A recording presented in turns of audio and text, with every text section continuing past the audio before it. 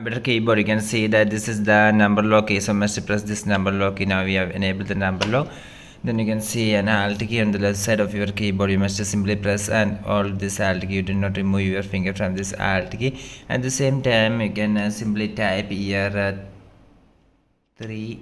So after typing this 30, you can simply release your finger from this alt key. So you must either open your Microsoft Word or PowerPoint, and in this video we are going to show you how to create a block up arrow symbol in your Windows computer using keyboard shortcut. So either you open your Microsoft Word and PowerPoint, and after that you can simply try this method, that is you must turn on the number lock. After that you must simply press and or this alt key. At the same time you must type here 30, and after typing that you can simply release your finger from this alt key. So if you do like that, then you can see, so you can see that this symbol have been added. It's block up arrow. So this is the method of creating block up arrow symbol using keyboard shortcut in Windows computer.